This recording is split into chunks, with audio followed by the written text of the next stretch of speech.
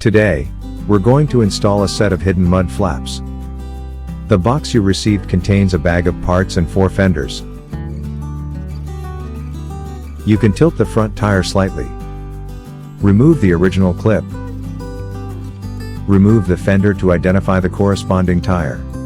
Fit the notch section at the top of the fender into place. Align the holes. First, insert the clip. Then screw the screws in and tighten them to secure the assembly.